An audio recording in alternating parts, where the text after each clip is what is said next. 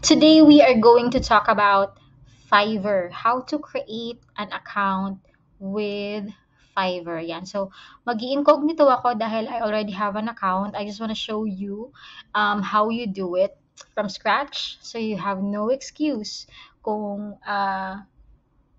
there's no excuse in order for you not to do this because we will be guiding you from scratch, step by step. So go to fiverr.com and go ahead and click on join. So you can log in either with your Facebook account, your Gmail account, or your Apple account. So just um, enter.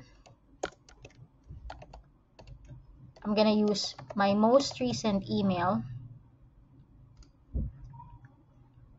Okay, now in choosing your username, you cannot change this anymore. So you really have to make sure that this is not Jejamon or something that is, something that you think is like a joke to you, like parang laro-laro, ganyan. Take this seriously, okay?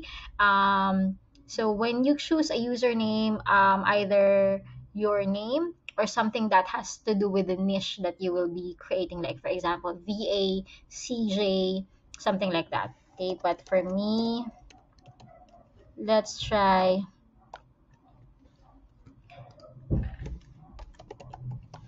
Coach CJ 2010. Tandaan nyo ha, baka makalimutan ko. Oh, okay. So, oops.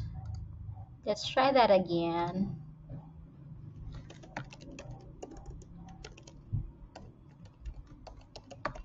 Let's create account together. Sabayan mo ako habang ginagawa ko to.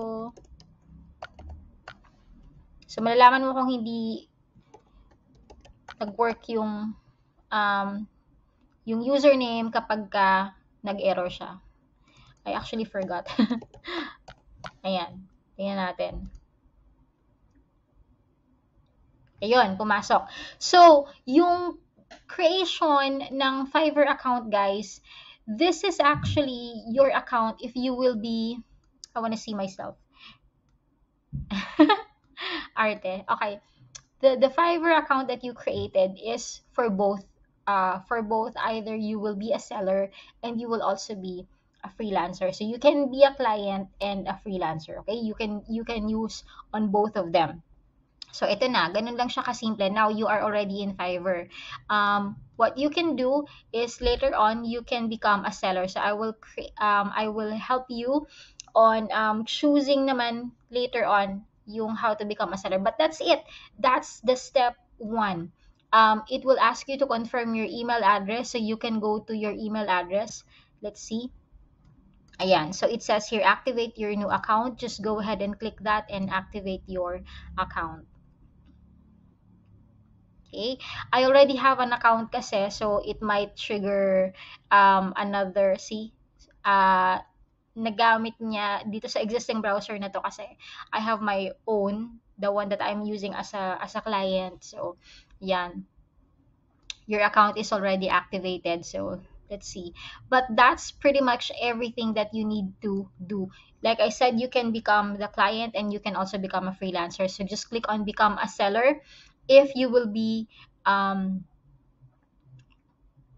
freelancer because you are selling your service, okay? And then there will be another click on become a seller here, and we will discuss that on a separate video, okay? But in terms of logging in terms of creating your account, that's as simple as it is. Okay, so I would like you to create your Fiverr account now. Create using an email address and then activate your account, and I will see you at the next video.